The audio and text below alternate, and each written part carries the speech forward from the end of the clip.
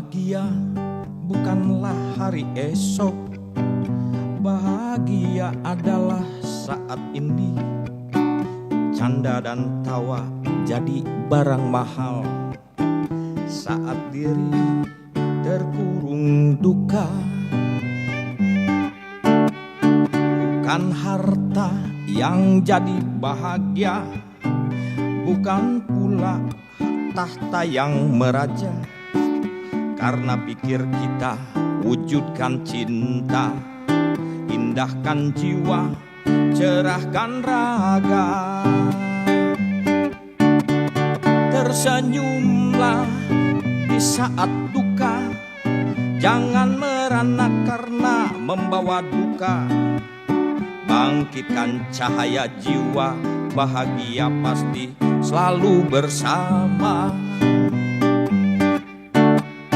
Tersenyumlah di saat duka, jangan merana karena membawa luka. Bangkitkan cahaya jiwa, bahagia pasti selalu bersama.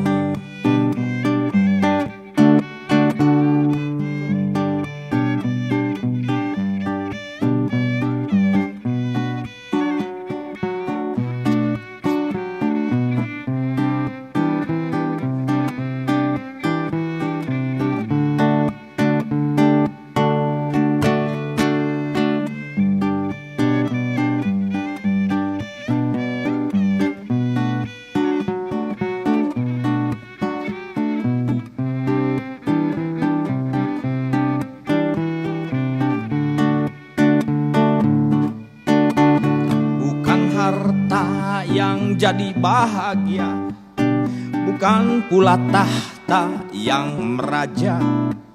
Karena pikir kita wujudkan cinta, indahkan jiwa, cerahkan raga.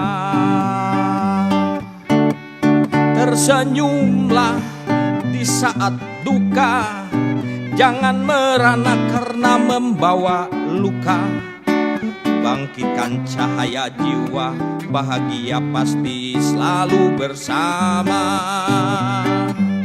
Oh, tersenyumlah di saat duka, jangan merana karena membawa luka. Bangkitkan cahaya jiwa, bahagia pasti selalu bersama. Oh, tersenyumlah di saat duka, jangan merana karena membawa luka. Bangkitkan cahaya jiwa, bahagia pasti selalu bersama.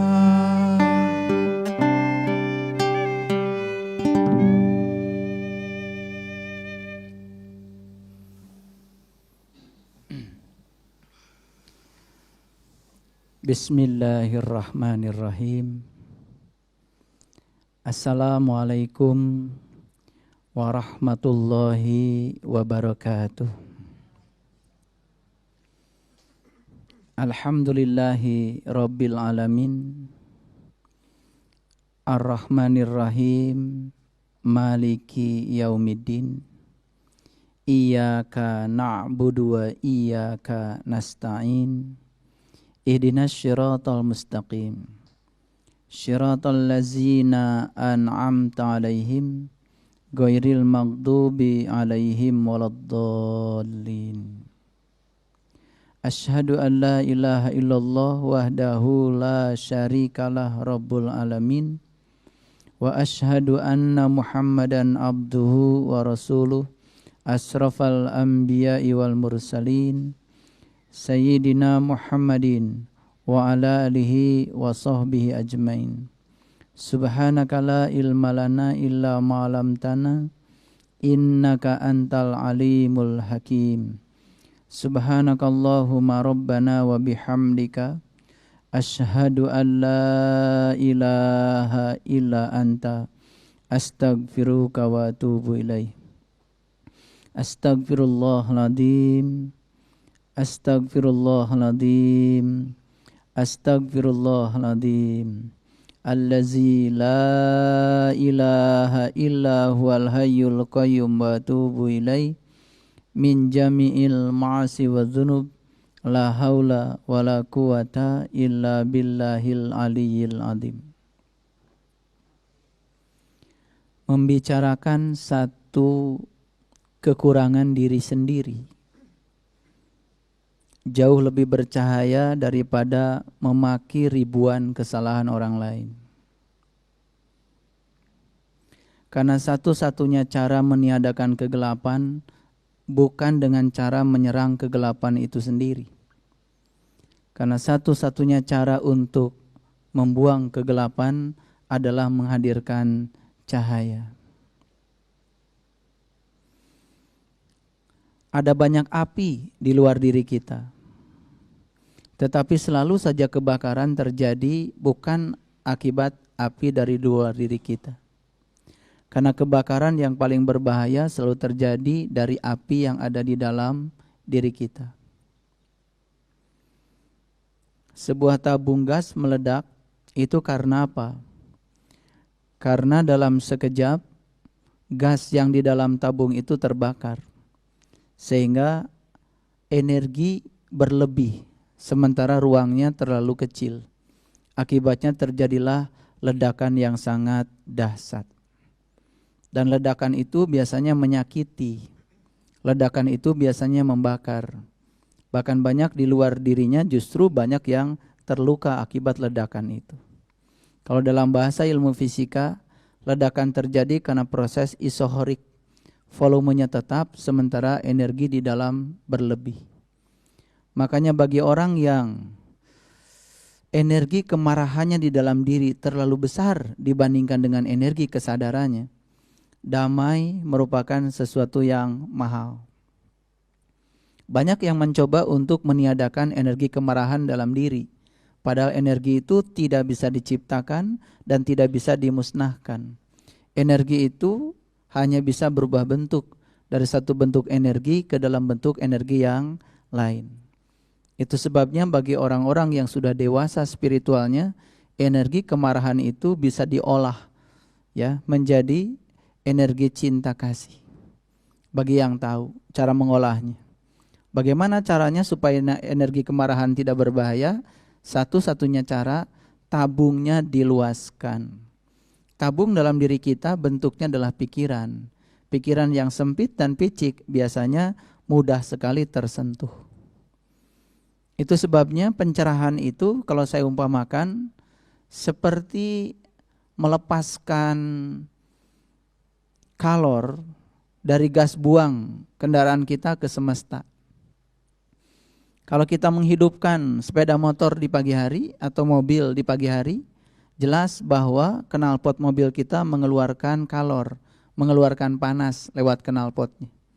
Tetapi kan karena luas atmosfer ini, lalu atmosfer tidak menjadi berubah walaupun menerima kalor dari sepeda motor dan mobil kita. 1 sendok garam dimasukkan ke dalam gelas yang berisi air, tentu saja kalau diaduk-aduk jadi asin. Tapi 1 sendok garam begitu dimasukkan ke dalam 1 ember air, dikocok-kocok, tidak terlalu asin. Apalagi kalau dilemparkan ke danau. Danau tetap menerima 1 sendok garam, tapi tidak mengubah danau menjadi asin. Jadi sebetulnya persoalan kita dalam hidup bukan soal 1 sendok garamnya, justru soal ruangnya. Oleh karena itu, pengajian-pengajian atau pencerahan-pencerahan yang menyejukkan, yang kemudian membuat ruang pikiran menjadi sangat luas, itulah yang dibutuhkan sekarang. Bukan malah justru yang menebarkan kebencian, kekerasan, justru atas nama sebuah keyakinan. Karena kita tidak diizinkan untuk menilai orang lain. Tidak diizinkan untuk mengukur orang lain dengan ukuran kita sendiri.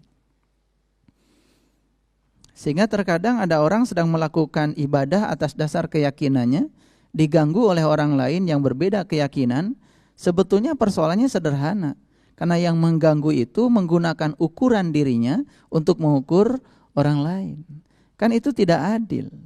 Karena yang namanya spiritual itu sifatnya individual antara dia dengan Tuhan. Sehingga tidak boleh kita turut campur kepada orang lain. Oleh karena itu marilah kita peduli untuk mengurusi api yang berbahaya di dalam diri kita, ketimbang kita mengurusi api yang di luar diri kita. Bahkan ketika ada orang melemparkan obor yang di dalamnya ada minyak ke rumah kita, jika perlu kita tidak usah mengejar mereka yang melempar. Karena kalau kita mengejar mereka, rumah kita sudah terbakar. Walaupun mereka dapat ditangkap, tapi rumah kita sudah habis. Itulah yang sering kita lakukan dalam hidup. Terus mengejar keluar, sementara kita lupa yang di dalam. Makanya pada kesempatan yang penuh berkah ini, saya akan mengajak kita untuk meniti ke dalam diri, untuk menyelesaikan segala persoalan diri kita di dalam, karena sesungguhnya bibit masalah yang terbesar itu ada di dalam diri kita sendiri. Kalau kita menata ke dalam, maka insya Allah perubahan itu akan terjadi. Dan perubahan yang terjadi di dalam diri kita akan memvibrasikan lingkungan kita. Sehingga insya Allah lingkungan kita juga akan turut berubah. Para sahabatku, para putraku yang dirahmati Allah, di sesi yang kedua ini saya akan membuka lagi dialog. Karena siapa saja yang mengalirkan pertanyaan ke dalam pikirannya, maka semesta akan mengalirkan jawaban. Mari kita penuhi keranjang pikiran kita dengan pertanyaan sebanyak-banyaknya. Biarkan konflik kognitif dalam pikiran itu berjalan apa adanya, secara alamiah, secara natural, jangan ditahan. Seburuk apapun, mungkin terkadang kita mengatakan, apakah pertanyaan saya ini konyol atau seperti apa, enggak usah malu. Selama ada kebimbangan, ada konflik-konflik dalam diri, alirkan saja. Begitu kita mengalirkan pertanyaan, maka semesta juga akan mendengar dan semesta akan mengalirkan jawaban. Ternyata jawaban itu hanya akan dialirkan pada pikiran-pikiran yang bertanya. Mari kita gunakan kecerdasan berpikir kita secara kritis, secara kreatif, ya, agar kita mendapatkan banyak pengetahuan yang mencerahkan, yang kemudian ya pengetahuan itu akan menunjukkan kita ke jalan kedamaian. Untuk kesempatan yang pertama, saya persilahkan. Silakan yang mau mengajukan pertanyaan. Assalamualaikum warahmatullahi wabarakatuh. Waalaikumsalam warahmatullahi Nama wabarakatuh. saya Heni. Ayah, saya ingin bertanya. Di dalam Al-Quran ada cerita tentang Fir'aun yang membunuh laki-laki dan membiarkan hidup perempuan. Apakah hal ini bersifat kenyataan, apa bersifat simbolik? Terima kasih, Ayah. Baik.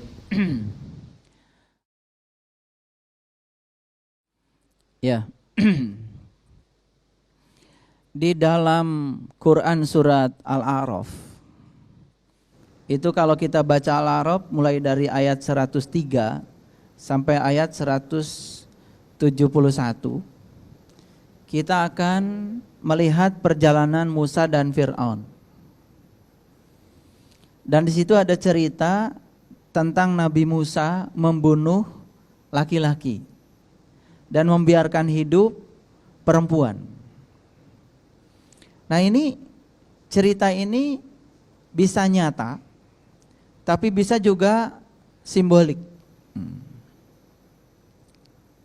Saya tidak akan menceritakan yang nyata, karena di zaman sekarang kenyataan yang semacam ini kan tidak kita saksikan. Kalaupun itu terjadi di masa lalu dan itu dilakukan oleh Fir'aun, yaitu juga bagian dari tanggung jawabnya Fir'aun. Jadi makanya kita tidak bisa menilai. Saya lebih suka pada aspek pragmatisnya, aspek manfaatnya. Karena Quran ini berlaku sepanjang zaman, berarti kan nilai manfaatnya tidak akan pernah berhenti, termasuk di zaman kita hidup sekarang. Mungkin ada pertanyaan kepada kita, sebetulnya siapa sih Musa itu? Sebetulnya siapa Fir'aun itu? Ya kan?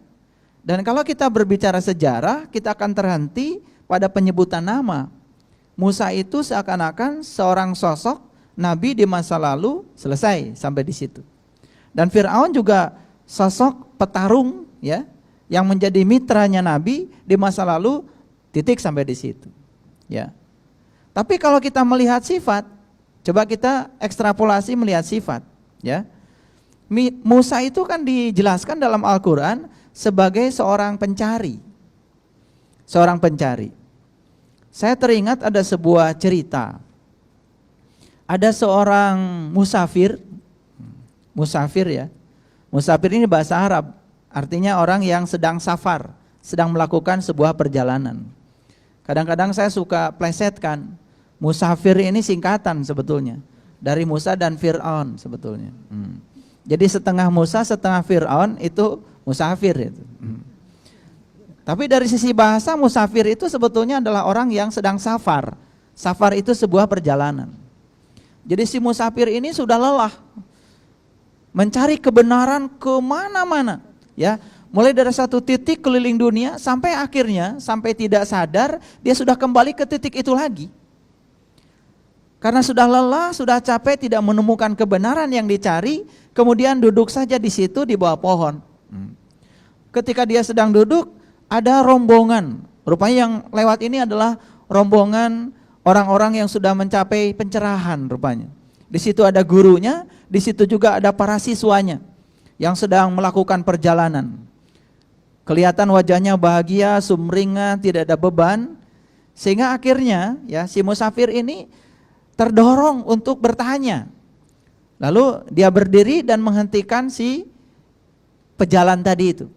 Yang pertama kali dihentikan itu adalah guru, seorang guru. Rupanya dia adalah seorang guru spiritual. Ini guru spiritual yang simbolik. Kalau tadi di sesi yang pertama saya berbicara guru spiritual yang nyata. Guru spiritual yang nyata itu bisa jadi adalah pasangan hidup kita, anak-anak kita, kontraksi dalam hidup kita, itu guru-guru spiritual yang sebenarnya. Ini lewat nih. Saat lewat kemudian sang musafir ini bertanya, "Guru, saya sudah melakukan perjalanan keliling dunia mencari kebenaran, tapi sampai selelah ini saya mencarinya dan saya tidak menemukan kebenaran itu." Terus gurunya bertanya, "Kamu mau mendengar apa dari saya? Apakah kamu mau mengkonfirmasi apa yang kamu pelajari kepada saya, atau kamu ingin ya saya menceritakan apa yang saya alami sebagai kebenaran yang terjadi pada diri saya sendiri?" Lalu si musafir itu mengatakan, "Ya tentu saja guru, saya ingin ya mendengarkan apa yang guru alami." Ya tentu saja kata guru, apa yang saya alami, apa yang saya rasakan tidak bisa saya ceritakan. Kalau ada orang yang menceritakan Tuhan, yang diceritakan pasti bukan Tuhan, itu persepsi dia pada Tuhan. Kalau ada orang yang sedang menceritakan Allah, kalau dia menceritakan Allah, yang dia ceritakan adalah persepsi dia tentang Allah, pasti bukan Allah. Lalu ya, si musafir ini diajak untuk melakukan sebuah ritual yang kemudian si musafir ini dapat mengalami sebuah pengalaman persis seperti yang dialami oleh sang guru. Singkat kata seperti itu. Kan pencerahan itu terjadi kalau sudah dialami. Nah, jadi perjalanan Musa dengan Fir'aun ini sebetulnya bisa jadi adalah perjalanan pencarian kita. Kalau saya umpamakan Musa ini adalah sosok kebenaran, dan kemudian Fir'aun ini adalah sosok kejahatan, dan kebenaran dan kejahatan itu sebetulnya satu rumah, ada di dalam diri kita. Makanya di dalam Quran dikatakan fa'alhamaha fujuraha wa taqwaha. Sesungguhnya dalam diri kamu itu ada dua sifat.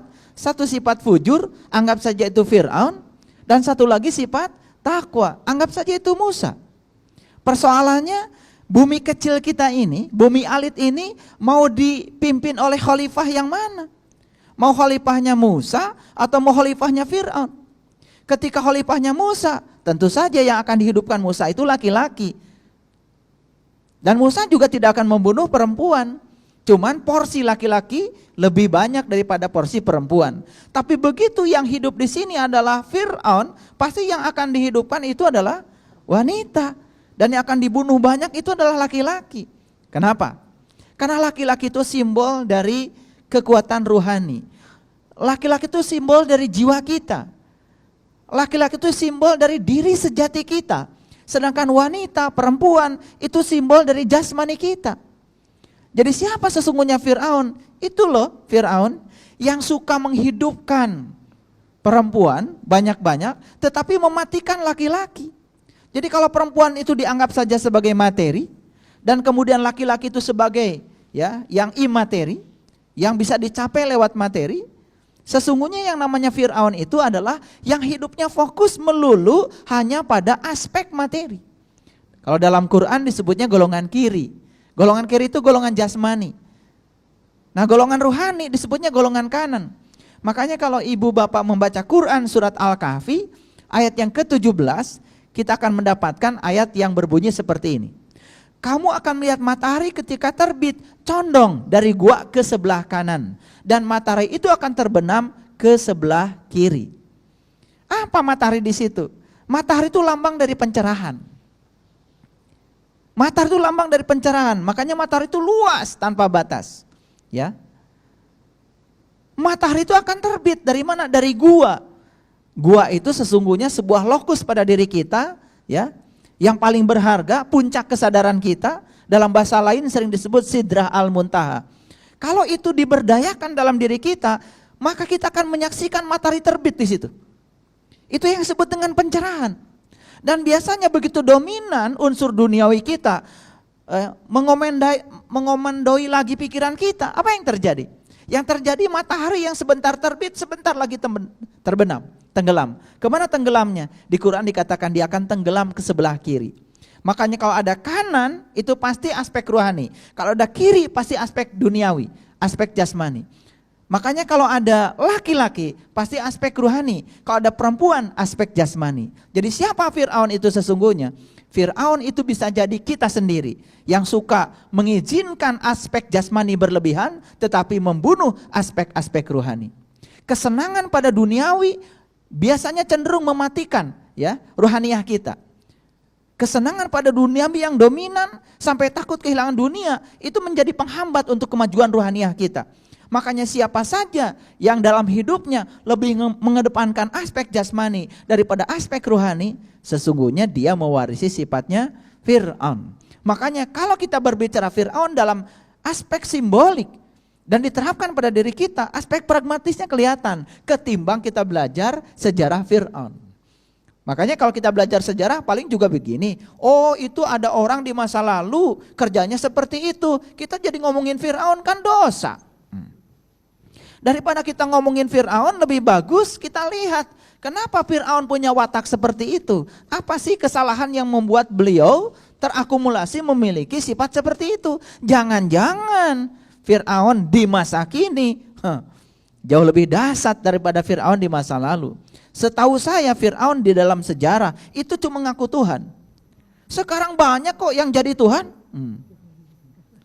Ngaku Tuhan saja sudah kita cap sebagai kejahatan, apalagi jadi Tuhan. Kenapa? Allah itu disuruh-suruh oleh kita terus-menerus supaya mengikuti segala keinginan kita. Bukan kita berserah diri kepada Allah sebagai Tuhan, tapi Allah disuruh berserah diri kepada keinginan kita. Kan itu jadi Tuhan. Nah, kadang-kadang kalau kita keluar seperti saya bilang dalam pembukaan saya tadi, membicarakan kekurangan diri, satu kekurangan saja akan mencahayakan semesta. Ketimbang kita membicarakan ribuan kesalahan orang lain. Karena itu tidak akan pernah membuat kita bercahaya. Nah, dengan uraian yang semacam ini, semoga kita jadi sadar. Jangan-jangan kita merasa Fir'aun itu hanya hidup di masa lalu, tetapi justru wujud Fir'aun di masa kini bisa jadi lebih banyak dan bisa jadi malah justru kita sendiri. Paham ya? Oke. Jadi bisa nyata, bisa simbolik. Cuman saya tidak tertarik untuk berbicara Fir'aun yang nyata. Biarkan saja itu sudah terjadi. Masa lalu walaupun 1 detik itu sejarah. Sejarah itu. Dan kalau kita bicara sejarah itu bukan tidak penting, tetapi biasanya kita suka tertarik ke masa lalu. Seakan-akan kita sedang hidup di masa lalu, padahal kita sedang hidup di masa kini. Oleh karena itu, mari kita hidup di masa kini dan kita lihat kita refleksi, jangan-jangan sifat itu adalah sifat yang mendominasi diri kita saat ini. Ya, baik. Ada pertanyaan lain? Silakan. Assalamualaikum warahmatullahi wabarakatuh. Waalaikumsalam warahmatullahi wabarakatuh. Nama saya Arifuddin Ismail. Yang ingin saya tanyakan, menurut sejarah, surat pertama yang diterima Nabi Muhammad SAW adalah surat Al-Alaq. Yang menjadi pertanyaan, mengapa Quran yang sekarang kita pelajari dimulainya dengan surat Al-Fatihah? Ya, baik. Ya, mohon Ya. jelaskan. Terima kasih. Terima kasih. Ini tingkat kekritisan berpikir. Barangkali tidak banyak yang bertanya seperti ini. Ya, kita kan selalu diajarkan surat pertama yang diwahyukan Allah kepada Nabi Muhammad itu surat Al-Alaq. 5 ayat yang pertama. Mulai dari Iqra bismi rabbikal ladzi khalaq. Khalaqal insana min alaq. Iqra wa rabbukal akram. Allazi 'allama bil qalam 'allamal insan ma lam ya'lam. Itu surat yang pertama. Sebelum saya menjawab pertanyaan tadi, saya coba deskripsikan dulu sedikit ya. Surat pertama 5 ayat pertama. Iqra bismi rabbikal ladzi khalaq. Begitu kita mendengar kata Iqra, makanya yang terpikir oleh kita kan membaca. Begitu kita mengatakan membaca, yang terpikir oleh kita kan di situ ada rangkaian huruf-huruf yang harus kita baca. Betul nggak? Dan kita barangkali selama ini ya dengan ketidaktahuan kita menganggap seakan-akan ya di situ ada tayangan huruf-huruf seperti video yang sedang ditayangkan kepada Nabi gitu, kemudian dilihat, kemudian dihafalkan seperti itu. Padahal Nabi itu kan orang yang ummi, tidak bisa baca tulis. Dari sisi itu saja sudah jelas memberikan sebuah ilustrasi kepada kita bahwa yang dibaca pasti bukan sekedar rangkaian huruf-huruf. Sedangkan di situ dikatakan bismi rabbikal ladzi khalaq. Yang dibaca, kalau membaca pakai apa? Membaca pakai mata dong, pasti. Tapi yang jelas tidak mungkin ya, pada saat itu Nabi menggunakan mata yang ini. Kata yang mata yang ini sifatnya adalah mata materi. Ini hanya sebangsa daging dan kornea mata. Dan mata yang ini hanya bisa mencerap yang bersifat materi. Dan pada saat itu yang namanya wahyu itu kan imateri. Wahyu itu imateri. Wahyu itu adalah getaran-getaran ilahi yang datang pada jiwa seseorang ketika jiwanya mengalami resonansi dengan apa yang dimaksud oleh Tuhan. Nah, proses resonansi itu secara saintifik persis ya, barangkali seperti radio.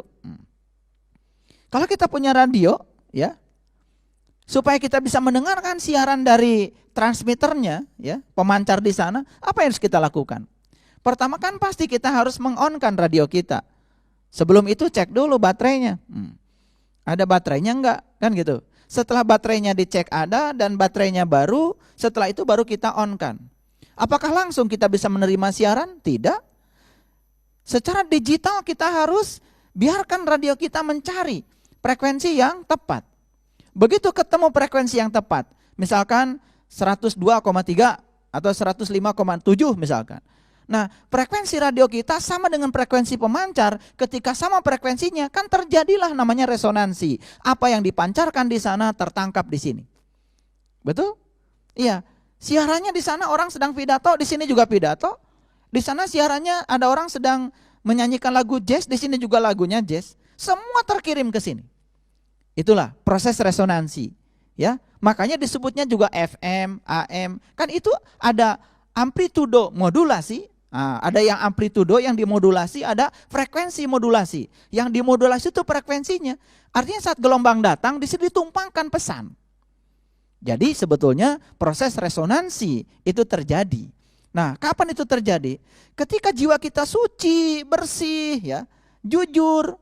Saya kira kita juga bisa mengalami resonansi itu. Tiba-tiba kita memahami sesuatu yang sebelumnya tidak terpikirkan solusinya, terpikir solusinya karena kejujuran. Siapa yang mengirim pemahaman itu? Pastikan Dia yang mengerti segala, yang maha tahu segala kepentingan kita. Nah, Iqra itu seperti itu. Apa yang dibaca? Apa yang dilihat? Tentu saja melihat bukan dengan mata ini. Saya percaya melihatnya pasti dengan mata kalbu. Bismi rabbikal ladzi khalaq, Tuhan yang telah menciptakan. Itu adalah prosesi awal.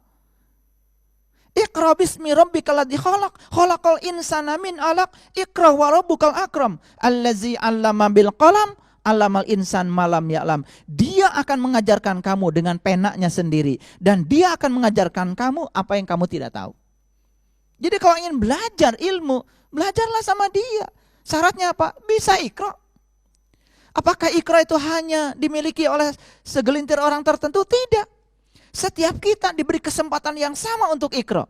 Bahkan saat kita mengikra ciptaan Allah saja, kita bisa melihat kecerdasan Allah di mana-mana. Melihat daun yang jatuh saja dengan Iqra kepada itu, subhanallah, kita bisa mengurai betapa dalam daun itu ada rahasia yang tersimpan. Kecerdasan Tuhan semesta tanpa batas bisa kita lihat di situ. Ya? Nah, sekarang pertanyaannya, mengapa ya sepeninggalnya Nabi Muhammad kok susunan ayat tidak dimulai dengan Al-Alaq? Bahkan surat pertama adalah surat Al-Fatihah. Sekarang saya mau kasih tahu, itu Quran untuk siapa? Kan untuk orang yang mau mempelajari dan mengikuti jejak dan langkahnya Nabi Muhammad. Kan begitu? Ya tentu saja, ya. Kita tidak mungkin secara automatically bisa langsung seperti beliau. Tidak mungkin. Tetapi bagaimana kita supaya seperti beliau? Makanya tuntunannya ada di Quran surat Al-Fatihah. Makanya Al-Fatihah kan artinya juga pembuka. Pembuka pintu kalbu. Makanya para nabi, para rasul itu sebetulnya tugasnya adalah mengajarkan cara untuk meniti ke dalam diri, membuka pintu kalbu agar kita bisa menyaksikan siapa diri kita yang sesungguhnya. Barang siapa yang bisa menyaksikan dirinya, maka dia akan menyaksikan Tuhannya. Nah, di Quran surat Al-Fatihah yang 7 ayat itu tergantung rahasia berjalan untuk bisa mencapai Iqra itu. Makanya perjalanan untuk kita dimulainya dari Al-Fatihah. Makanya surat pertama Al-Fatihah kan Bismillahirrahmanirrahim. Huruf pertamanya saja ba. Dan ba itu artinya adalah Baitullah. Baitullah artinya rumah Allah. Kalau kita ingin menyelami Al-Quran dan kedalaman makna Al-Quran, mulailah dengan ba. Ada yang mengatakan ba itu babun. Babun pintu, saya setuju. Pintu apa? Pintu rahasianya Allah. Kalau kita tidak melewati pintunya, kita tidak akan paham.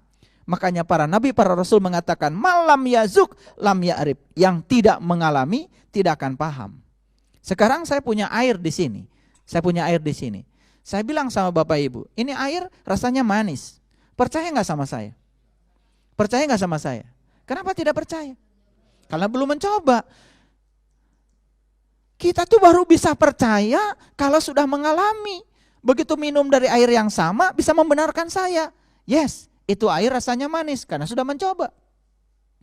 Itu sebabnya memahami harus dimulai dengan mengalami. Puncaknya memahami adalah meyakini. Jadi tidak mungkin ada keyakinan yang tidak dibangun oleh sebuah pengalaman. Anehnya kita selama ini sering meyakini sesuatu, mengalami tidak, memahami tidak, tiba-tiba yakin saja. Nah, yakin yang kayak gitu mudah sekali diruntuhkan. Itu keyakinan yang gampang diruntuhkan. Sekarang mohon maaf ya, banyak yang mengatakan, yakin gak kalau Allah lebih dekat pada Anda dan lebih dekat daripada urat nadi leher Anda? Dan dia bilang yakin. Kenapa? Karena ada informasi di Quran. Hati-hati, informasi itu belum jadi kebenaran kalau belum jadi pengalaman. Bagaimana informasi itu menjadi kebenaran? Disitulah perlunya pembimbing, perlunya guru yang bisa mengajarkan mengalami. Siapa gurunya? Di zamannya para nabi, para rasul, mereka. Tapi sekarang kan tidak ada nabi, tidak ada rasul. Tetapi mereka sudah mengatakan, ilmuku sudah aku wariskan kepada para pewarisku. Makanya Nabi mengatakan, al ulama warasatul anbiya. Carilah ulama yang mewarisi ilmunya Nabi. Hati-hati, bukan mewarisi pakaiannya, bukan mewarisi dandanannya, tetapi mewarisi ilmunya. Cari itu. Dan mencari ulama yang seperti itu mungkin ya, mungkin menjadi sesuatu yang menjadi langka dan sulit. Makanya kalau leluhur kami ya di tanah Jawa mengatakan ya, mencari ulama yang seperti itu persis seperti mencari jejak elang di langit. Persis seperti mencari jejak ikan di air. Persis seperti mencari jejak itik di sungai. Persis seperti mencari jejak semut hitam yang berjalan di malam kelam di atas batu hitam. Seperti itu sulitnya. Makanya di dalam Quran Allah berjanji, "Mayyahdillahu fahuwal muhtadi wa mayyudlil falan tajidalahu waliya mursidan." Barang siapa yang dikehendaki Allah dapat petunjuk, pasti akan mendapatkan seorang penunjuk jalan. Tapi barang siapa yang tidak dikehendaki Allah dapat petunjuk, sampai mati juga tidak akan bertemu dengan waliyan mursidan. Dia yang mewarisi ilmunya para nabi, para rasul. Jadi kembali lagi ke pertanyaan tadi, ya, pertanyaan awal, mengapa yang diturunkan surat Al-Alaq tetapi susunan Quran surat Al-Fatihah? Memang kalau kita ingin mengalami pengalaman seperti beliau, kita harus memulailah dari Al-Fatihah. Mulailah dari Al-Fatihah. Makanya huruf pertama Al-Fatihah adalah ba. Coba perhatikan Al-Fatihah, huruf terakhirnya juga nun. Luar biasa. Ba dengan nun bedanya sedikit. Kalau batu titiknya di luar, kalau nun titiknya di dalam. Harusnya kalau kita membaca Al-Fatihah secara benar, masuk ke dalam, harusnya kita bisa pindah dari luar ke dalam. Dari kulit ke isi. Harusnya begitu. Titiknya udah pindah. Coba huruf pertamanya ba, huruf terakhirnya nun. Makanya ahli-ahli tafsir yang sudah mencapai tingkat kebijaksanaan, ba itu adalah Baitullah, rumahnya Tuhan. Di mana rumah Tuhan yang sesungguhnya? Allah yang mengatakan, langit dan bumi tidak akan cukup menampung zatku, tapi kolbunya orang yang beriman, itulah sebenar-benarnya rumahku. Jadi rumahnya Allah yang sebenarnya adalah kolbunya orang yang beriman. Itu yang sebenarnya. Nah yang simbolik, yang syariat juga ada. Adanya di Mekah sana. Tapi kalau kita pergi ke sana kan, ya kita baru lihat rumahnya. Padahal di Quran dikatakan, "Falyabudu rabb hadzal bait." Sembah yang punya rumah, jangan rumahnya. Sembah yang punya rumah, jangan rumahnya. Itu perintah kok di Quran, "Falyabudu rabb hadzal bait." Tapi kita tidak kritis menanggapi itu, tidak sadar. Nah, kalau kita perhatikan huruf pertamanya ba, huruf terakhirnya nun. Makanya kalau kita belajar ilmu tajwid, kita akan bertemu dengan hukum yang namanya iqlab. Iqlab itu qalbu. Apa itu iqlab? Nun mati ketemu dengan ba, dibacanya mim. Nun itu adalah nurullah, ba itu baitullah. Mim itu adalah ma'rifatullah. Siapa yang sudah menemukan nurullah dalam baitullah, maka dialah ahli ma'rifatullah. Itu yang disebut dengan ahlul bait. Makanya dekat dengan pencerahan. Kalau sudah dalam dimensi itu, masuk dalam dimensi rasa. Begitu sholat Allahu Akbar, bukan kulitnya saja, bukan raganya saja. Sholat dengan dirinya sendiri, dengan jiwanya. Makanya sholat adalah pelekatan kepada Tuhan. Makanya sebelum sholat kita wudhu. Wudhu artinya perpisahan.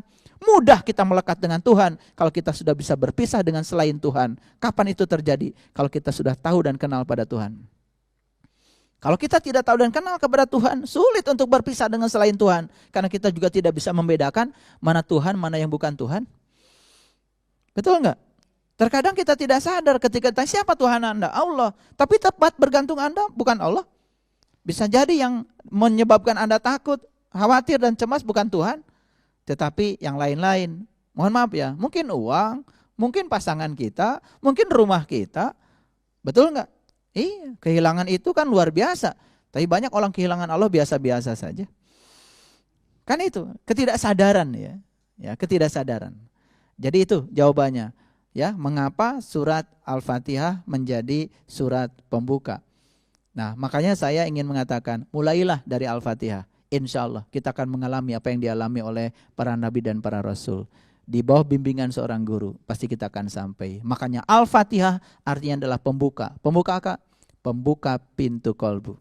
Nah, setiap rumah pasti ada pintunya, setiap pintu ada kuncinya. Makanya surat Al-Fatihah sering disebut dengan kunci pembuka mata kolbu. Kunci itu remeh biasanya, tapi kalau hilang gak bisa masuk rumah kita. Betul gak? Iya, rumahmu tidak akan bisa dimasuki kalau kuncinya tidak ada. Ada juga yang punya kunci, ya kayak kalian punya kunci, udah karatan. Tapi kuncinya gak pernah dipakai.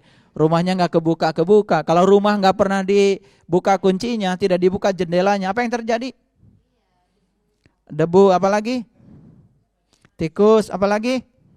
Kecoa apa lagi? Pengap apa lagi? Bau apak apa lagi? Banyak hantu apa lagi? Jangan-jangan rumah kita ini karena gak pernah dibuka, dalamnya sudah apek, banyak hantu, banyak tikus, banyak kecoa, betul? Iya, nanti coba kaget. Kalau saya ajarkan masuk ke dalam, begitu masuk ke dalam kaget. Ternyata rumahku berantakan amat ya. Isinya bau. Ya, karena apa? Tikus kencing di situ, berak di situ, betul nggak? Itu karena nggak pernah dibuka. Sinar matahari nggak pernah masuk, makanya kan nggak sehat. Nah, itulah yang disebut dengan jiwa-jiwa yang menderita. Nah, jiwa yang menderita itu karena tinggal di rumah yang kotor. Itu nggak pernah dibersihkan rumahnya. Makanya di dalam Quran ada kata-kata la yamassuhu illal mutahharun. Tidak ada yang bisa menyentuhku kecuali mereka yang suci, mereka yang bersih. Jadi tidak mungkin orang yang kotor tiba-tiba bisa menyentuh Dia yang maha suci. Tidak mungkin orang yang pikirannya kotor, kata-katanya kotor, perbuatannya kotor, menebarkan kebencian, tiba-tiba bisa bertemu dengan Dia yang maha suci. Nonsen itu. Ya, itu tidak mungkin. Itu bullshit, itu bohong, ya. Karena tidak mungkin. Resonansi terjadi kalau paling tidak frekuensinya tidak terlalu jauh deh. Ya toh? Kalau jauh banget tidak mungkin terjadi resonansi dalam bahasa sains. Itu yang bisa saya jelaskan. Agak panjang ya penjelasannya supaya tambah pusing. Ya, tambah pusing. Biasanya kalau dijelaskan terlalu jelas malah ujung-ujungnya jadi tidak jelas ya. Ya nggak apa-apalah. Kadang-kadang seperti itu ya. Ya saya selalu ingin memberikan pelayanan yang terbaik. Semoga penjelasan ini yang membuat Bapak Ibu semakin giat untuk mencari. Tidak usah selesai sampai di sini. Karena yang saya sampaikan ini baru sebatas konfirmasi pengetahuan. Belum menjadi pengalaman. Ini ada baru learning to know ini. Ada tahap berikutnya, harus learning to do. Jangan puas di sini. Jangan dicatat semua omongan saya kemudian dihafalkan, besok disampaikan lagi. Itu wartawan itu. Ya, wartawan tidak punya kewajiban untuk mengalami. Ya cukup melaporkan, memang profesinya begitu. Kita kan dalam beragama harus menjadi pelaku. Wartawan meliput kejadian di Aceh, terjadi tsunami. Kan wartawan tidak mesti ada di Aceh. Cukup melaporkan saja. Kan gitu. Cuman dia juga punya etika, harus melihat apakah ini benar atau tidak. Maka ada konfirmasi. Tapi walaupun tidak mengalami, cukup menyampaikan saja. Itu tugasnya, memang peran beliau adalah wartawan. Dan kita ini tidak disuruh untuk menyampaikan pesan-pesan. Baru baca satu ayat besok udah ceramah. Padahal ayat itu belum terjadi pada diri kita sendiri. Kan kita sedang membohongi diri kita sendiri. Makanya hati-hati. Tidak mungkin kita bisa memahami tanpa kita mengalami. Bisa dipahami? Oke, silakan pertanyaan yang berikutnya. Ya, yang susah-susah nanyanya. Silakan. Assalamualaikum warahmatullahi wabarakatuh. Waalaikumsalam warahmatullahi wabarakatuh. Nama saya Farizal. Ingin menanyakan, dalam Al-Quran surat Al-Baqarah ada perintah menyembelih sapi betina. Mengapa bukan sapi jantan? Mohon dijelaskan. Ini rajin-rajin ya baca Quran. Iya. Dan sebetulnya kalau kita kritis, kreatif pikirannya, ketika membaca apapun pasti akan timbul pertanyaan. Orang yang tidak kritis ya sudah saja, tidak pernah bertanya. Makanya saya yakinkan, beruntung kalau kita diberi sedikit saja untuk bisa berpikir kritis. Karena kita tidak pernah bisa menerima sesuatu tanpa argumentasi. Ya, dengan demikian kan jadi bertanya. Dan kalau bertanya kan jadi ada jawaban. Oke. Saya mau jelaskan ya. Supaya jelas ayatnya. Saya akan bacakan. Itu memang betul, itu di Quran. Ini rajin baca Qurannya ya. Jangan-jangan baru Al-Baqarah ya. Nggak apa-apa. Hatam itu bukan baca Quran 30 juz. Hatam itu baca satu ayat tapi mengubah kita jadi baik. Makanya nggak usah pakai target. Ya. Ada orang yang ngajiin cuma Bismillahirrahmanirrahim. Dia pergi haji, pergi umroh ke sana, cuman bisanya Bismillahirrahmanirrahim. Sampai bilang sama saya jadi nggak Pak Haji? Pergi ke sana. Saya ajarkan Bismillahirrahmanirrahim. Karena susah lafal Arabnya. Tapi saya bilang, yakini olehmu bahwa kamu di sana sedang menjadi kepanjangan tangan Allah yang Maha Pengasih dan Maha Penyayang. Wakili Allah dengan sifat-sifatmu. Itu saja. Tawaf bismillahirrahmanirrahim doanya. Sa'i bismillahirrahmanirrahim. Ya tak? Iya. Lagi wukuf doanya bismillahirrahmanirrahim, terus aja baca itu. Tetapi bismillahirrahmanirrahim dengan kesadaran. Pulang dari sana wajahnya cerah. Banyak dopaminnya daripada adrenalinnya. Kan itu sukses, ya. Baik, kita lihat. Saya akan bacakan ayatnya. Betul itu. Jadi kalau Bapak Ibu membaca surat Al-Baqarah mulai dari ayat 67. Ada kata-kata seperti ini. A'udzubillahi minasyaitonirrajim. Bismillahirrahmanirrahim. Wa idz qala Musa liqaumihi innallaha ya'murukum an tadbahu baqarah. Wa idz qala Musa liqaumihi, ya, dan ingatlah ketika Musa berkata kepada kaumnya. Siapa kaumnya Musa? Bani Israel. Siapa Bani Israel? Bani itu komunitas, kaum. Isra itu berjalan, El itu Tuhan. Jadi Bani Israel itu kaum, komunitas, siapa saja, bangsa mana saja yang mau menuju Tuhan. Itu adalah Bani Israel. Makanya Bani Israel kaum yang diunggulkan dari segala umat. Wa anni faddaltukum alal alamin. Diunggulkan dari segala umat. Nah ini harus hati-hati ya memahami Al-Quran. Ya, wa idza qala Musa liqaumihi innallaha ya'murukum an tadbahu baqarah. Sesungguhnya Allah menyuruh kamu menyembelih seekor sapi betina, bukan sapi jantan. Mengapa? Mengapa? Ya, qalu atattakhiduna huzwa. Qala a'udzu billahi an akuna minal jahilin. Mereka berkata, apakah kamu hendak menjadikan kami buah ejekan, Musa? Musa menjawab, aku berlindung kepada Allah agar tidak menjadi salah seorang yang bodoh. Itu dialog antara Musa dengan umatnya. Nah dialog ini panjang. Kalau dibaca ayat 67, 68 terus panjang. Di situ ada cerita tentang ciri-ciri dari Al-Baqarah. Ciri-ciri dari sapi betina. Kalau saya bacakan ini panjang. Tapi di situ dikatakan ciri yang pertama tidak tua. Ciri yang kedua tidak muda. Ciri yang ketiga pertengahan. Ciri yang keempat warna kulitnya kuning. Kuning tua warnanya. Ciri yang kelima tidak pernah dipakai membajak. Ciri yang keenam tidak pernah dipakai mengari tanaman. Ciri yang ketujuh tidak ada cacatnya. Ciri yang kedelapan tidak ada belangnya. Akhirnya apa yang terjadi? Akhirnya setelah mengerti hakikat dari sapi betina. Hakikat loh. Hakikat. Baru melaksanakan proses penyembelihan. Kalau disembelih di mana biasanya? Kan disembelih itu di sini. Disembelih itu di sini. Ya, manusia itu sesungguhnya manusia itu dari sini ke atas. Dari sini ke bawah tuh sama dengan binatang. Dari sini ke atas nih manusia itu. Makanya penyembelihan di sini bersifat simbolik. Pisahkan dirimu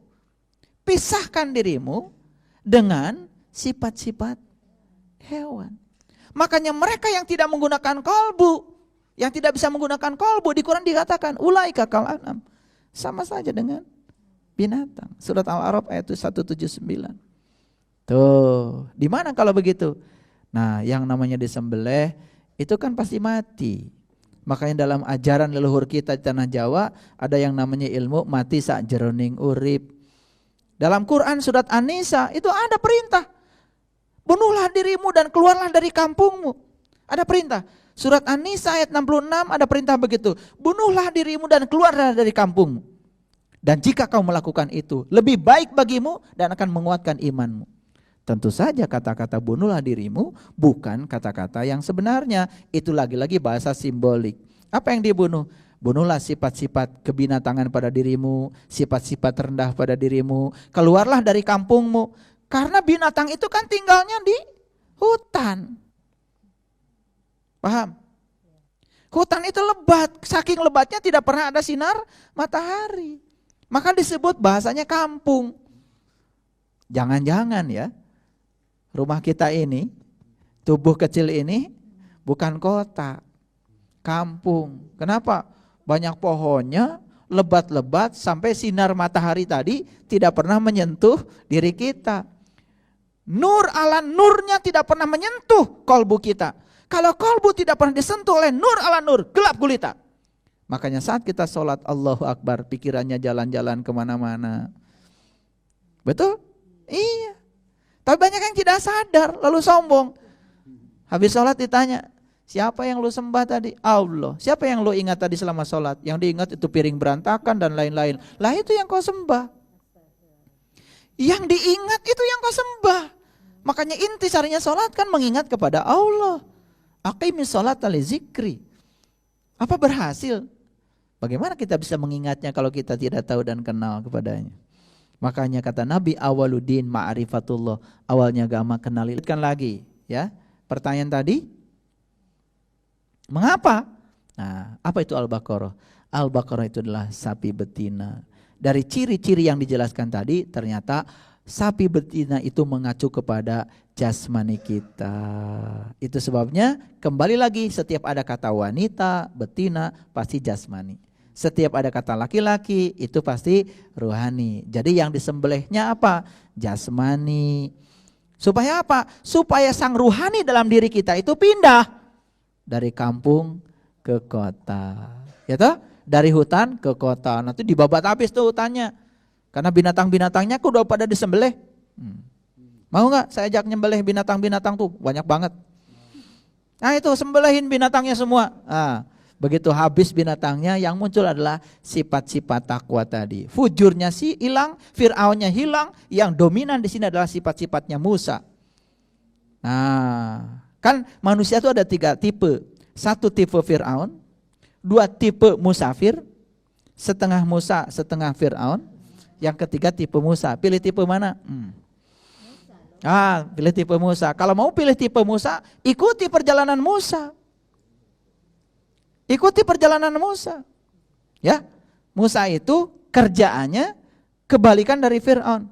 Kalau Fir'aun kerjaannya adalah menyembelih laki-laki, membiarkan hidup perempuan, kalau Musa itu kebalikannya. Menyembelih perempuan dan membiarkan hidup laki-laki. Tetapi sesungguhnya tidak disembelih, ya. Tetapi porsinya dikurangi. Karena apa? Ada bagian kita di dunia ini. Makanya di Quran dikatakan wabtagi fi ma atakallahu darul akhirah wala tansa nasibaka minad dunya. Setelah kamu menemukan akhiratmu, jangan kau lupakan nasibmu di dunia ini. Ada bagian kita di dunia ini, jangan dilupakan. Yang penting tidak melekat pada dunia. Paham ya? Oke, pertanyaannya makin dalam ya. Makin dalam, bagus. Nanti bisa dikaji lagi, ayat-ayatnya saya tunjukkan. Silakan, masih ada pertanyaan? Ya, silakan. Assalamualaikum warahmatullahi wabarakatuh. Waalaikumsalam warahmatullahi wabarakatuh. Saya Maya. Dalam Al-Quran surat Al-Fat ada pernyataan Allah bahwa Allah akan mengampuni dosa yang lalu dan dosa yang akan datang. Pertanyaannya, siapa orang yang memenuhi kriteria yang akan diampuni dosa masa lalu dan masa yang akan datangnya? Mohon penjelasan. Iya. Waduh, berat-berat ya. Surat Al-Fat, nanti saya cek dulu. Surat Al-Fat itu surat yang ke-48. Kita cek dulu, benar gak ada ayatnya? Oke. Baik Bapak Ibu, yang ditanyakan Ibu Maya itu sebetulnya Quran surat Al-Fat ayat yang kedua. Ayat yang pertamanya begini, Inna fatahna laka fatham mubina liyaghfira lakallah ma taqaddama min dambik wa ma ta'akhir. Mohon maaf ya, saya akan terjemahkan dulu. Inna sesungguhnya fatahna laka telah terbukalah kamu. Fatham mubina dengan keterbukaan yang nyata. Fatah itu artinya terbuka. Ya, Al-Fatihah itu kunci pembukanya. Fathah itu adalah keadaan setelah dibuka. Paham ya?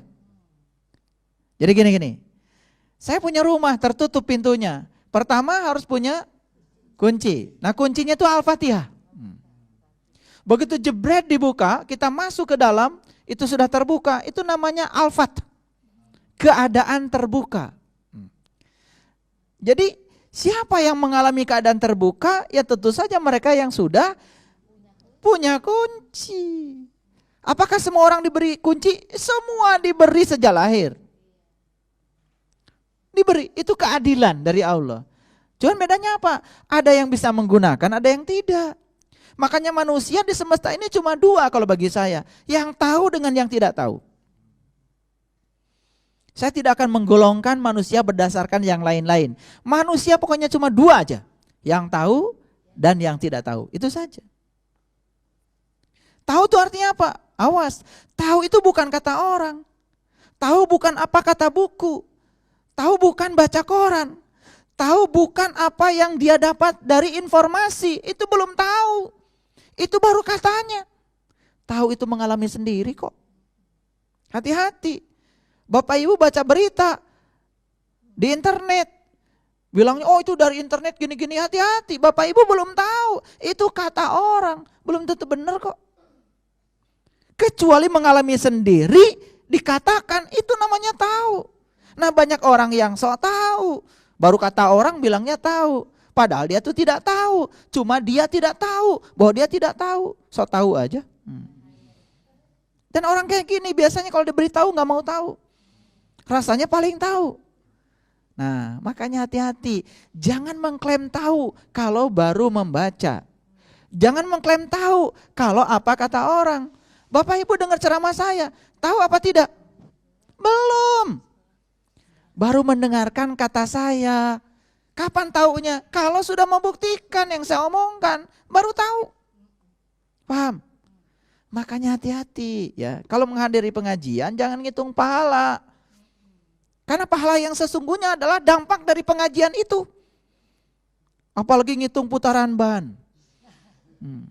Supaya pahalanya paling banyak, makanya ya putaran ban dihitung yang paling jauh. Enak dong saya paling jauh dari Bandung. Putaran banknya paling jauh karena bensinnya paling banyak. Ya, Pertamax turbo lagi. Ya, iya. Kalau premium kan itu apa itu? Kalau jamu-jamu warna kuning itu apa namanya? Itu kan, warnanya juga kuning kan? Kalau Pertamax, ya. Warnanya biru kan? Itu oksi itu sudah masuknya. Kalau Pertamax turbo kan warnanya merah, itu sudah wine. Makanya harganya juga mahal ya, betul. Nggak usah ngitung itu, ya. Jangan ngitung putaran ban, apalagi ngitung langkah. Enak dong sebelum nyampe di sini muter-muter aja dulu di Jakarta. Bukan itu. Pahala itu wujudnya apa? Perubahan. Pada siapa? Pada dirimu. Ya. Itu pahala. Ya, pahala itu adalah perubahan yang terjadi. Siapa yang ngaji yang dapat pahala? Yang berubah habis ngaji. Kalau habis ngaji ngomongin orang yang gak ngaji itu gak dapat pahala. Gak berubah kok. Paham? Ya, baik. Pertanyaannya, siapa orang yang akan diampuni dosanya yang lalu dan dosa yang akan datang? Baca dulu ayat pertama, jangan langsung pada ayat kedua.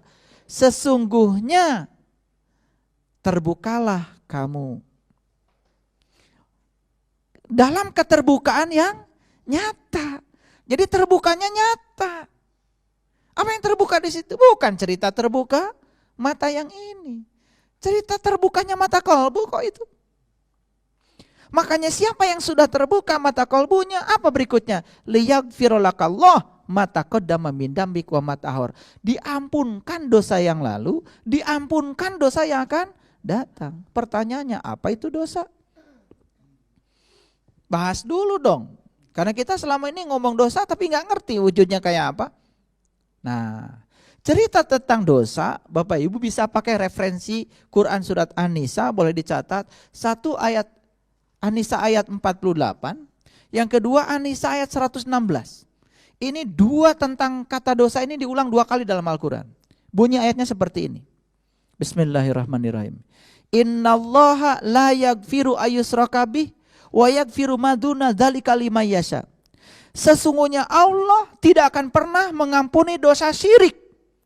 Tapi Allah akan mengampuni dosa apa saja selain syirik. Itu Quran. Kalau gitu dosa manusia ada berapa? Satu. Apa itu? Syirik. Wah enak dong. Berarti saya boleh melakukan dosa yang lain? Tidak. Kalau kita masih melakukan yang lain tandanya masih syirik. Syirik itu dosa pembebas. Kalau sudah tidak syirik lagi berarti tidak melakukan yang lain. Jangan dibalik-balik ngajinya. Sesungguhnya Allah tidak mengampuni dosa syirik. Syirik itu menduakan Allah. Gara-gara apa? Gara-gara gak tahu Allah. Gara-gara gak kenal sama Allah. Gara-gara gak tahu dan kenal jadi menduakan. Nah bagaimana Pak? Ada orang mengaku sudah tahu Allah. Tapi masih melakukan dosa yang lain. Itu syirik. Tandanya dia belum tahu Allah. Sesungguhnya Allah tidak mengampuni dosa syirik. Tapi Allah akan mengampuni dosa apa saja. Asal selain syirik. Itu Quran. Diulang lagi di ayat 116. Innallaha la yaghfiru ayyushraka bih wa yaghfiru ma duna dzalika liman yasha. Diulang 2 kali. Sesungguhnya Allah tidak mengampuni dosa syirik dan Allah akan mengampuni dosa apa saja asal jangan dosa syirik. Kalau gitu saya tanya, pinter enggak Bapak Ibu? Kalau gitu dosa apa dulu yang harus kita urus? Syirik. Apa syirik? Menduakan Allah. Gara-gara apa? Gara-gara tidak tahu Allah. Bagaimana cara menyembuhkan dosa syirik? Tahu Allah. Itu saja. Bagaimana supaya tahu Allah? Terbukalah mata kalbunya. Masuk akal. Inna fatahna laka fatham mubina liyaghfir lakallah ma taqaddama min dambik wa ma ta'akhir. Bahkan berikutnya setelah diampunkan dosa yang lalu, dosa yang akan datang, wa yutimma nikmatahu alaika. Aku sempurnakan nikmat bagi dia. Hati-hati kalau ada nikmat di Quran, gak ada hubungannya dengan dunia. Itu nikmat berjumpa dengan Tuhan. Nikmat ya berjumpa dengan Tuhan di mana? Di puncak kesadaran, di ruang kesadaran. Makanya proses perjumpaan itu selalu di Sidrah Al-Muntaha, di puncak kesadaran. Hati-hati kata-kata berjumpa, jangan dipahami seperti Bapak Ibu jumpa dengan saya. Pikirannya jadi aneh lagi, makanya jangan dipikirkan. Jangan dipikirkan. Karena itulah perlu guru, supaya dialami, karena kebenaran tidak bisa dijelaskan. Sama seperti tadi musafir yang saya jelaskan di awal tadi. Kan ditanya sama guru, ketika musafir bertanya, guru apa itu kebenaran? Kan sang guru bilang, kamu mau tahu kebenaran itu adalah konfirmasi dari apa yang kamu pelajari pada saya? Atau kamu ingin tahu apa yang saya alami? Lalu apa kata musafir? Aku ingin tahu yang guru alami. Baik kata guru. Gurunya tidak berkata apa-apa. Gurunya tidak berkata apa, tidak menjelaskan apa-apa. Kan yang dijelaskan itu pembenaran. Loh kenapa kalau gitu saya menjelaskan? Sebenarnya kata-kata saya ini untuk melampaui kata-kata. Karena kalau saya tidak berkata-kata, Bapak Ibu tidak mengerti. Makanya saya terpaksa berkata-kata untuk apa? Untuk melampaui semua kata-kata. Dan pada saatnya Bapak Ibu harus melampaui semua kata-kata ini. Disitulah kita wukuf. Gak pakai kata-kata lagi. Apa yang aku alami, kalian alami. Baru di situ kebenaran. Apa yang aku rasakan, kalian merasakan. Di situ kebenaran. Kebenaran tidak bisa dijelaskan. Semua yang dijelaskan itu pasti pembenaran. Dan ciri pembenaran menimbulkan perdebatan. Ciri kebenaran selesai dari perdebatan. Tidak ada lagi diskusi. Makanya kalian banyak diskusi. Karena yang dibicarakan pembenaran, persepsi masing-masing orang. Ya debat dong. Perbedaan pendapat tidak bisa dihindari lagi. Akibatnya apa? Akibatnya debat kusir, hati menjadi keras, kepala menjadi pusing, cenut-cenut, apalagi pengen menang sendiri, gebrak meja dan lain-lain. Oh, itu ciri orang yang tidak beradab. Sakit itu jiwanya. Ya. Jadi diampunkan dosa yang lalu, diampunkan dosa yang akan datang. Sekarang saya ajarkan. Lihat saya. Kita praktek sedikit. Bapak Ibu. Dulu Bapak Ibu tahu HP? Dulu? Tidak? Betul? Ya? Sekarang tahu HP? Tahu? Begitu tahu HP sekarang, tidak tahu HP yang dulu sembuh nggak? Sembuh kan? Kalau ditanya HP kayak apa? Ya kayak gini. Kamu dulu tahu HP? Tidak. Yang dulu tidak tahu, jadi tahu nggak? Sembuh nggak? Sembuh. Yang akan datang kan HP gini juga. Sembuh nggak yang akan datang? Itu namanya. Yang lalu sembuh, yang akan datang sembuh.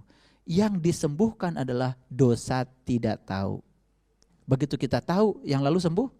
Hati-hati, bukan dosa-dosa yang lalu diampunkan semua, bukan begitu. Tidak tahu Tuhannya, begitu tahu Tuhan menjadi sembuh yang lalu dan yang akan datang. Masuk akal? Hati-hati. Makanya bicara itu spesifik. Ciri orang yang profesional ngomongnya spesifik. Dan ciri orang yang tidak profesional ngomongnya ngawur. Gak karu-karuan. Ya. Kalau pakai ayat, ayatnya juga ngawur. Tidak tepat sasaran. Makanya jangan menafsirkan kata-kata di Quran dengan persepsi. Misalkan di Quran ada kata-kata nikmat, jangan ditafsirkan nikmat menurut persepsimu, salah lagi. Oh nikmat itu enggak gitu kok menurut Quran. Di Quran ada kata-kata amal soleh, jangan ditafsir pakai persepsi. Karena amal soleh enggak kayak gitu, beda. Makanya tafsir Quran bil Quran itulah pentingnya. Menafsirkan Quran harus pakai Quran. Sampai di sini memahami, ya. Kenapa di Quran? Pertanyaan Ibu Maya, kenapa di Quran ya ada kata-kata Allah yang mengatakan diampunkan dosa yang lalu, diampunkan dosa yang... Siapa orangnya? Jawabannya sederhana.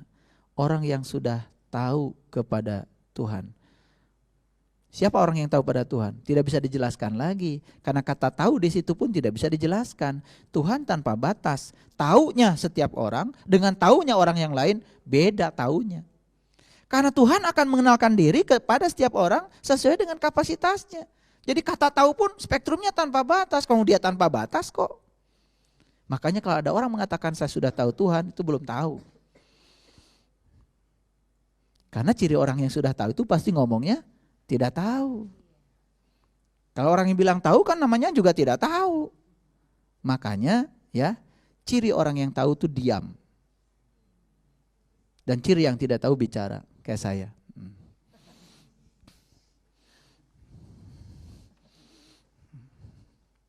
Ya, baik. Satu pertanyaan lagi. Mau bertanya, dapatkan dijelaskan ciri-ciri orang yang menderita jiwanya. Oke. Kenapa Ibu Erni bertanya ciri orang yang menderita jiwanya? Takut kita menderita tapi nggak tahu kalau kita menderita, kan gitu sebetulnya. Baik, gampang kok yang menderita jiwanya itu. Ciri orang yang menderita jiwanya, ya. Pertama, di sini gelisah, di sana resah. Di rumah bermasalah, di tempat kerja marah-marah. Selalu terburu-buru. Pengen piknik ke Bali, dari rumah pengen segera ke airport, macet, marah-marah, gelisah? Gelisah. Begitu nyampe di airport, ada pengumuman, pesawat, delay, marah? Marah, gelisah lagi. Aduh, terus lihat jam, terus aja lihat jam. Begitu pengumuman, delay ya 1 jam. Berikutnya karena cuaca buruk, delay ditambah lagi 2 jam, tambah marah. Sebenarnya mau kemana sih? Udah, begitu naik dipanggil, seneng. Begitu nyampe di pesawat, mulai gelisah lagi, pengen nyampe segera di Bali. Nyampe di Bali pesawat sudah mendarat, ya nunggu yang jemput. Yang jemput terlambat, resah lagi. Dari airport pengen segera pergi ke hotel, nyampe di hotel, gelisah lagi. Pengen segera pergi ke Ubud, nyampe di Ubud, resah lagi. Pengen segera beli batik, begitu batik, gelisah. Bawa uang, bawa sih uang, begitu mau beli, duh sayang. Kemahalan. Itu ya. Untuk dirinya sendiri pelit. Itu orang yang sakit itu jiwanya. Sekarang saya tanya, kapan dia bahagianya coba? Iya. Udah dari situ belanja banyak ya. Udah nyampe ya. Begitu mau naik pesawat, bagasi kelebihan, resah lagi. Wah, harus bayar lagi. Naik pesawat, begitu nyampe rumah, buka-buka oleh-oleh. Ya. Gelisah lagi. Aduh, kok belinya cuma segini ya? Kenapa ya nggak beli yang itu? Terus aja gitu. Itu ciri jiwa yang sakit. Ciri yang pertama adalah selalu resah dan gelisah. Gak pernah bahagia. Karena apa? Karena dia tidak bisa mengalahkan dirinya sendiri. Dan orang yang kayak gini biasanya gampang tersinggung. Gampang tersinggung, gampang marah, gampang menyakiti, gampang melakukan tindakan menyakiti pada orang lain. Biasanya gampang melakukan kekerasan. Itu tanda kedua. Makanya mohon maaf ya, orang yang kayak gini, Tuhan yang goib dia puja-puji, Tuhan yang nyata dia acuhkan. Ya, kalau sedang minta sama Tuhan yang goib luar biasa. Ya, begitu sudah nyata, Tuhan jadikanlah aku orang yang sabar. Orang yang sakit nih. Udah kata Tuhan, semua yang kamu minta sudah aku sediakan di rumahmu. Itu loh suamimu itu. Itulah jalan kesabaranmu. Dia gak sadar kalau suami yang gak sabar itu adalah jalan menuju sabar. Diminta lagi sama Tuhan. Tinggal menikmati kata Tuhan. Nikmati aja tuh. Jadi sabar. Minta lagi itu. Karena gak ngerti. Itulah ciri jiwa yang sakit. Di sini resah, di sana gelisah. Di rumah bermasalah, di tempat kerja marah-marah. Ya, wajahnya biasanya serem. Ya, tidak pernah bisa senyum. Ya, apalagi senyum pada yang melukai dia. Gak bisa dia. Hanya bisa senyum pada orang yang menyenangkan dia. Padahal jiwa itu hanya butuh satu. Kata jiwa, senyumlah kamu pada orang yang menyakitimu, maka itu makanan bagiku, kata jiwa. Nah, orang yang sakit jiwanya gak bisa. Ya, makanya dia terjebak oleh dualitas. Berpihak ke sini, tidak berpihak ke sana, terjebak benar salah. Tidak tahu kalau yang terjadi adalah kebenaran. Itu jiwa yang sakit. Loh, banyak cirinya. Ini belum selesai. Kira-kira cirinya segitu cukup gak? Ya cukup dulu segitu. Ada gak pada diri kita sekarang itu ciri? Loh, jangan-jangan kita lagi menderita, perlu ke rumah sakit ya. Nah, rumah sakitnya namanya rumah sakit jiwa. Nah, biasanya kita begitu berbicara rumah sakit jiwa, bicara orang gila. Padahal kalau saya jelaskan yang tadi, itu cerita siapa? Cerita siapa? Tuh, kalau gitu banyak ya yang perlu ke rumah sakit jiwa ya.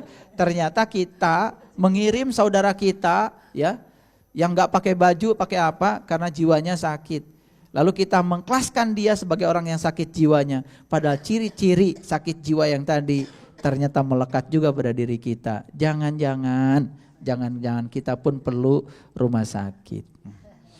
Nah, sekarang cari rumah sakitnya gimana?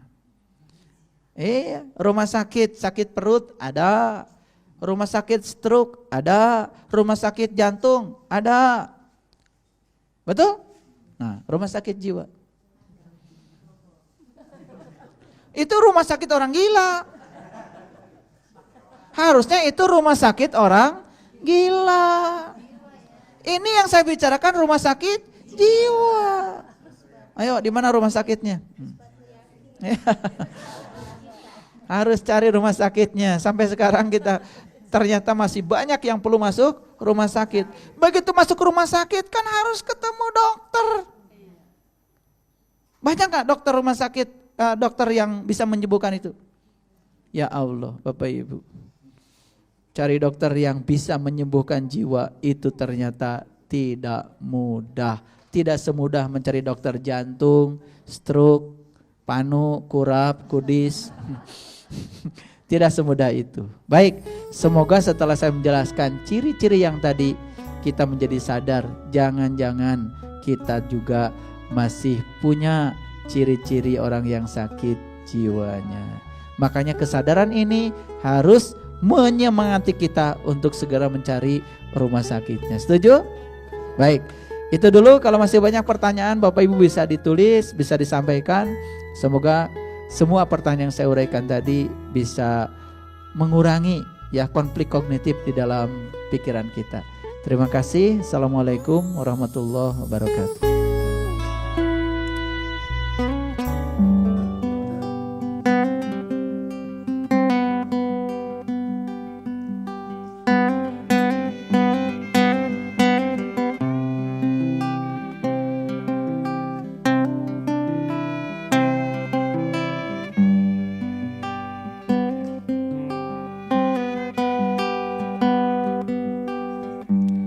Saat malam mulai senyap,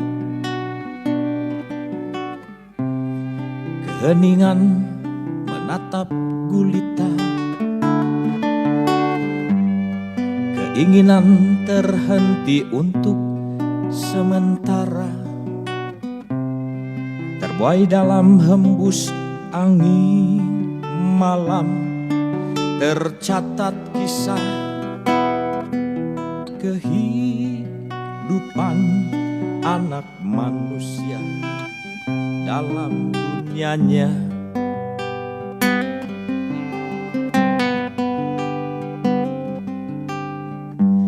Keterbatasan tercurah tuk rangkai kata, menjerit, memohon, memasrahkan diri, puji syukur kepadanya atas segala karunia-Nya. Dialah tempat ku mengadu, penentram jiwa, kedamaian kalbu.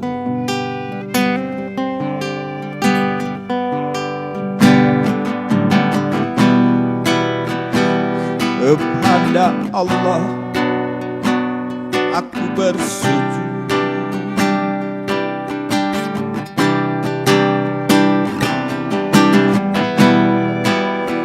kepada Allah aku mengabdi. Oh, menghantam karang, membelah langit, bersimpuh memohon ampunan, menghantam karang, membelah langit, bersimpuh memohon ampunan.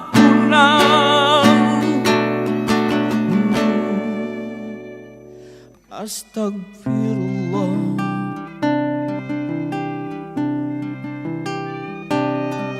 astagfirullah, astagfirullah.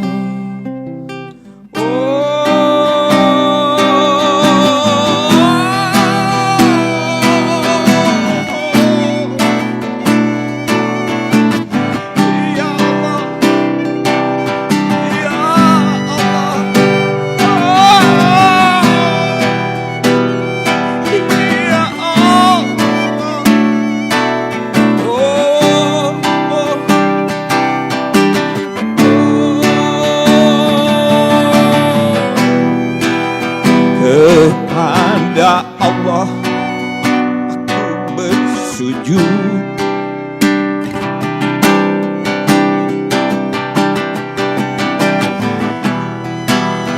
kepada Allah aku mengabdi. Oh, menghantam karang, membelah langit, bersimpuh memohon ampunan, menghantam karang, membelah langit, bersimpuh memohon ampunan, menghantam karang, membelah langit, bersimpuh memohon ampunan. Astagfirullah,